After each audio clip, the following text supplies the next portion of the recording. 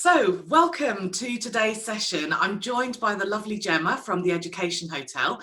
If we haven't met, my name's Samantha and I run the Upgrade project that houses my resources for parents, learners and educators. And today we're going to be talking about how to prepare for the 11 plus interviews. Jemma's very experienced in this field, so I'm going to be asking her questions and we're going to be discussing various things. So firstly, Jemma, thank you so much for giving up your time. No worries. The first thing I think that most people wonder about is, can you predict, or is there any way of knowing what style of questions are going to come up in the actual exam? Okay. Yeah. It's a tough one. Yes, in a way, yes. There are standard questions that will be asked, but that does not mean that that will make up the whole interview. So it would be very unusual for there to be an interview where a child is not asked why they want to go to that school. Yeah. So that's a fairly standard. Those are called your general interview questions. They are, why do you want to go to this school? Tell me about your current school. What's your favourite subject? What are you reading at the moment?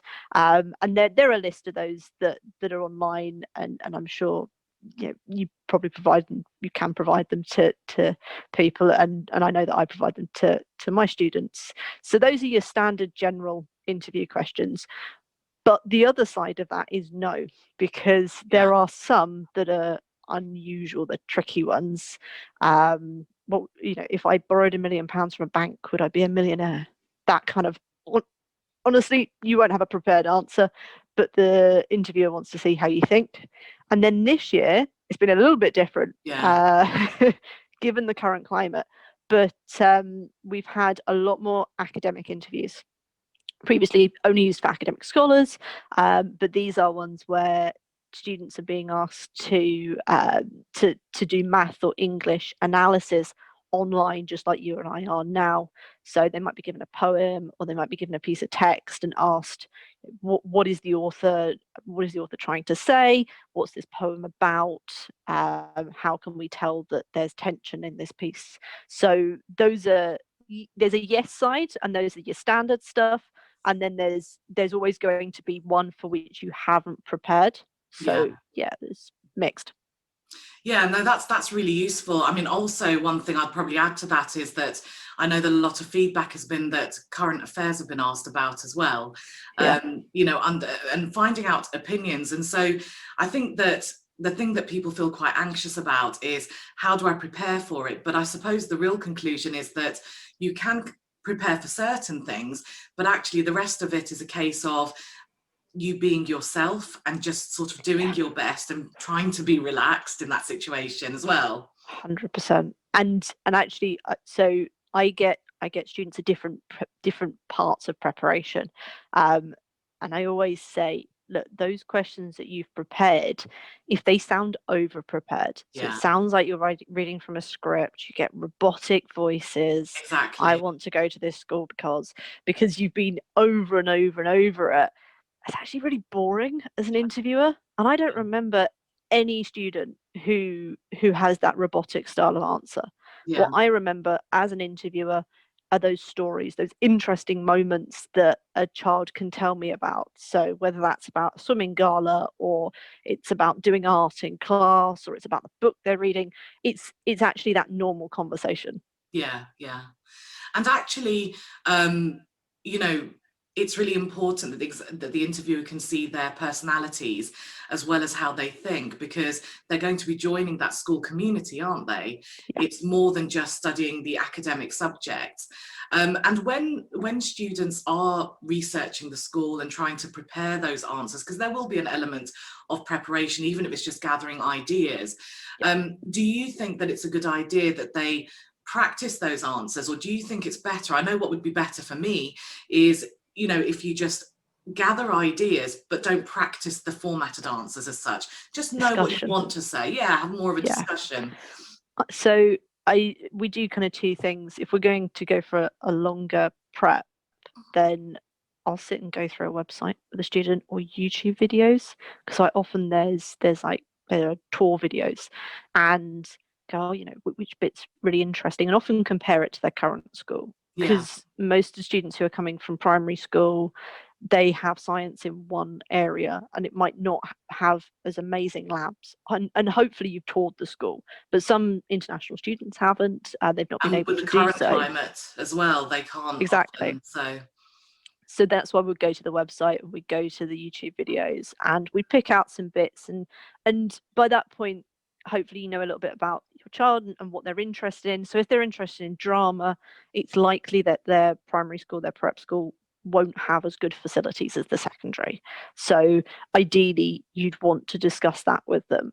And for me, I do practice interviews, but I try not to overdo them, because then you get those robotic rehearsed answers.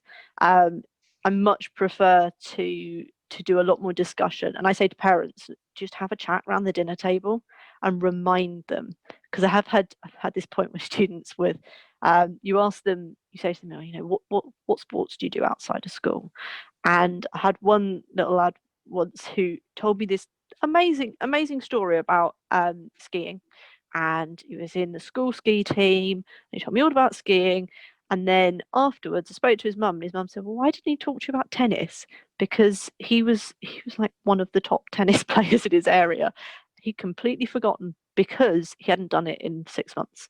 So that's what yeah, that discussion would be for, because actually sometimes you forget. You've been doing 11 plus for ages, and you might have had to stop stuff, and you yeah. might have had to refocus. So Yeah, and I mean, this is all things that, there are some parents who they do feel like they need a little bit of help with preparing for the interview, but then these are all things that you can actually just do at home. yeah, You can look at the website, you can have those discussions around the dinner table, you can practice having discussions, which is actually really important at that age, yeah, because I think that, most of the students that I meet who are doing the 11 plus exams, they're very used to being asked questions and giving an answer rather than having a discussion around something. They're very used to being led.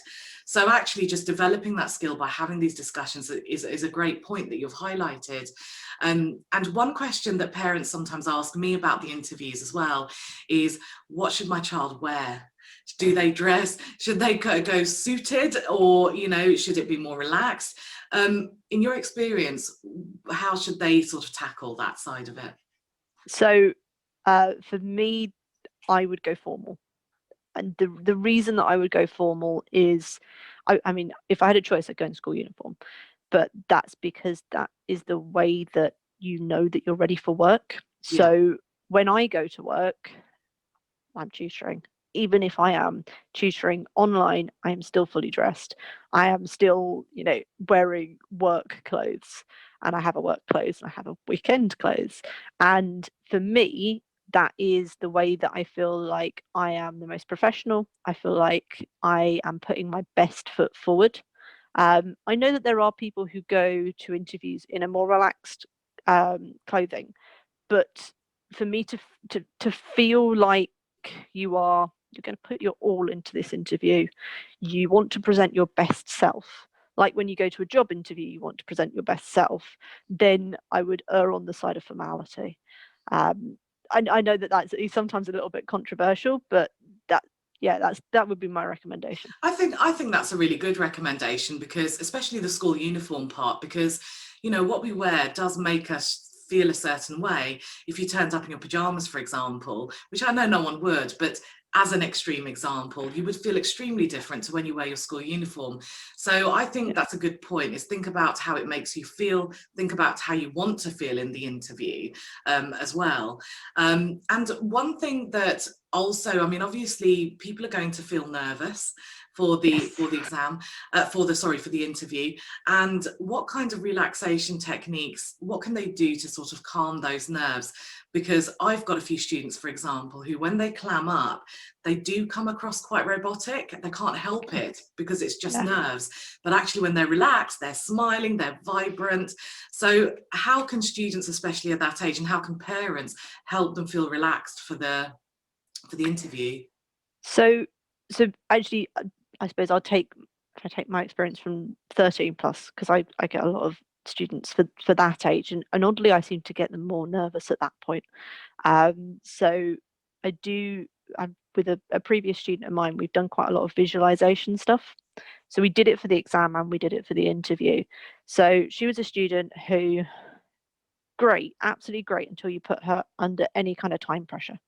And then suddenly just fell to pieces, which is really, really sad because she had so much potential. And so we worked on a lot of visualization, and she was an international student, so she'd never been to the school in the UK.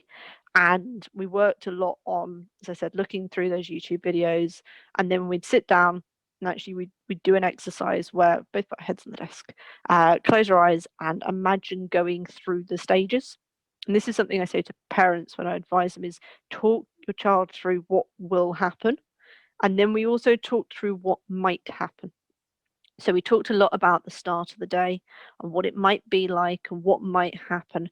And then I also introduced a couple of points where it might go wrong. So if someone comes up with a question that you don't know the answer to, and a lot of her fear was over the unknown. Yeah. So what would you do? And then we just talked through it. And it was just a conversation as to, okay, so they've asked you a question you have no idea about. What would you do? And she goes, I'm not sure. And you can see usually at that point that they're starting to fall through. But then you say, okay, well, all we're going to do is we're going to ask the interviewer, I'm really sorry, can I have a moment to think about that? Or I'm just going to take a moment to think, or I'm not quite sure I understand the question. Can you repeat that for me? And again, it was just those techniques of being able to visualize it and being able to delay your answer and not feel Yeah. like you're so much under the spot, that tended to help. Yeah. Yeah, I mean, I think that's something that adults do as well. You need to be able to buy yourself a little bit of time if you Yeah, need that thinking time. But also remember that the examiner is, the interviewer is human. They know that you're human, and they also know that you're a child. And so they will probably appreciate the maturity and the courage that it takes to ask in that situation that, sorry, can I just take a moment to think about it? Or would you repeat the question? They'll appreciate that. So I think it's important for children not to see that as a weakness, because in those situations, if someone asks you a question and you don't have an immediate answer, that can really shake you. And yeah, so you need to make sure that that doesn't phase you, because you're not expected to know everything immediately. You need exactly. thinking time. And with the current online sessions, like if they do ask academic questions, Yeah. let's say they do give a poem, then what would you advise students to do if they really cannot think of an immediate, so like their mind just goes blank? What would you advise they do? I mean, probably calming techniques like just taking a step back, taking that Yeah. moment would help. But what if they just don't actually understand the poem in front of them? So I'd be honest, Yeah, because there's only one way out of that, and that's yeah, to say, I'm really sorry, but, and it might be a word. It could be a word that's completely thrown you and you don't know what it is. The advantage of online is that also they can't see below yeah, this part of you. So if you are the type of person who has a lot of nervous energy, you can play with your fingers under the table, you can squash those stress balls. If you are somebody who gets quite a lot of nervous energy, so that's one way to take it out. But if you really don't get it, then just admit to it, because it's much easier as an interviewer to go, okay, well, I can explain that part and then we can exactly. move on. Otherwise, you're sat there for what, 10 minutes, and the interview sometimes there's only 15 minutes. So if you're sat there for 2 of those minutes and you're really panicking, for a start, it's going to affect your answers beyond that point. So you're going to be flustered for the rest of the interview. But also, you've wasted 2 minutes, and that's 2 minutes that you could have been selling yourself, and you could have been saying something that was interesting. You could have been having a chat with the interviewer.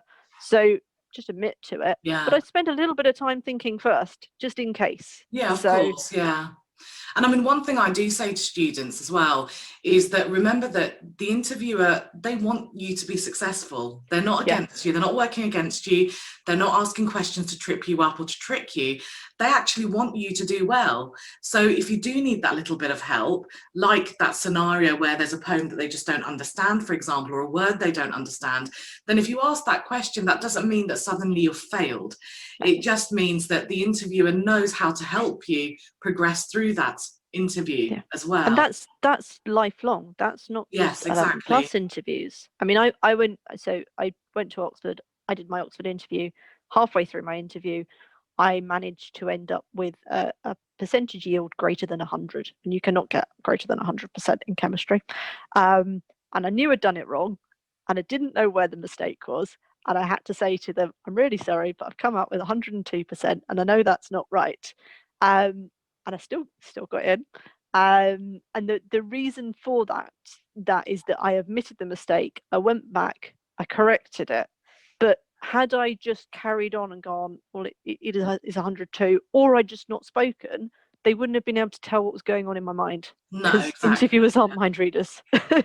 No, exactly. And the thing is that it's not about you getting everything right. It is about you recognizing when you might have done something wrong, because that still shows your knowledge, doesn't it? It shows that you understand that there is a problem. You may not know what the problem is yet, but the fact that you can identify it is important, because if you don't identify it, then the interviewer is going to think that you think that's the right answer. Exactly. Yeah. Which is worse than you admitting that, look, I know I've made a mistake here. So that's a really good tip as well. So, I mean, just to sort of summarize a lot of what we've talked about, because I know we've covered quite a lot, is that it's a really good idea to practice discussion techniques at home.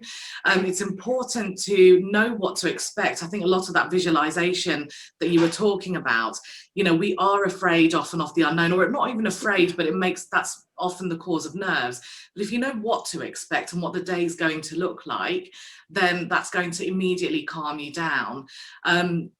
And in terms of making sure you are prepared for you know, these different types of questions, I would probably say that, you know, make sure that you're keeping your finger on the pulse by watching, let's say, you know, the children's news, or Yeah, you know, Newsround's great. sure, yeah, reading newspaper articles and just reading a variety of material, which I know a lot of children who are on that journey are already doing.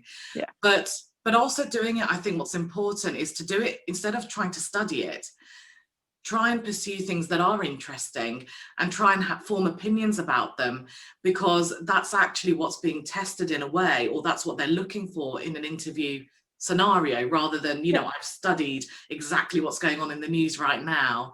You need to have an opinion, don't you? Yeah, it's also fine to say, when they say, what have you seen in the news recently, or tell me about something that interests you, you don't have to talk about the big news topics. So you don't have to talk about COVID, you don't have to talk about, you know, the US elections. Yeah, You can talk about, if your passion is science, you can tell us what's happened in the science news, or you can tell me something that's been really interesting that was in the week junior, yeah, because that is something that then tells me a little bit about your personality as well. yeah. So it doesn't have to be that top line, what's the headlines in the news. It's not a test. No, It's about exactly. finding out more about you. Yeah, and you know, the whole purpose is that the interviewer wants to make sure that you are actually going to thrive in that environment. They want to see Yeah. you succeed. And so let's just say that, you know, you feel like the interview went well, but the result isn't what you wanted. I think it's very important to not see yourself as a failure, or that, you know, you've done a really bad job. What it means is the interviewer doesn't think that you will thrive in that environment, and that's great, because you don't want to join a school No. that you're not going to thrive in. You'll just be unhappy. So really, the interview, I think it's important to see it as a really good thing, that this is to make sure this school is absolutely going to be right for me. And I think 100%. that can also take away some of those nerves and some of that pressure, because ultimately you can only be yourself. And that's really important. The interviewer needs That's to what they see who want to you see. are. Exactly. They need to see who you are to make sure that you are going to enjoy being at that school. So thank you so much, Gemma. Before we do wrap up, are there any kind of last top tips that you'd think would be useful for parents who are helping their child prepare for these interviews? Yes, probably. So often parents prepare their child, and you'll go through those interview questions, or you'll have those discussions, um, but your child might not get a chance to speak to an unknown adult. Hmm. So I would recommend, if you're going to do a practice interview, don't do it yourself, because there's all sorts of stresses and strains that come from having a parent interview a child. You for a start know exactly what they should be saying in your mind. I'd get somebody like a friend who is happy to spend that time with your child to interview them, because the child gets the experience of an unknown adult, which is Yeah, what they're going to have in the interview, and you don't have those preconceptions. So you're not stopping the interview every 2 minutes to go, you should have said this. Yeah. Because as hard as it is, as much as parents try and stay away from that process, it's really, really easy to jump in and say, I don't think you said it quite right, or actually, no, we did it at this time. So getting an adult that is far enough away, so a family member, preferably not a close family member. I try and get someone who's a little bit more on the fringes. They will probably do a better practice interview than someone who is very close. Yeah, that's a really good point. And also, I think just getting that balance between having practice interviews and not, because Yeah. there is that danger of then having an expectation of exactly how it's going to go. And then if it doesn't go like that, it will throw you. So I think, really mixing it up between having a few of those practice scenarios, but also just having those discussions, making sure that you are talking about what's happening, literature, maths, whatever you're interested in, Yeah. and just really pursuing that. Sit down, have a chat around the dinner table Yeah, about something that exactly. you find interesting. Yeah, exactly. Well, that was great. Thank you so much, Gemma. Thank you again for your time. Thanks for inviting me. I think people will find that really useful. Thanks very much. Oh, brilliant. Thank you then. Bye bye. Bye.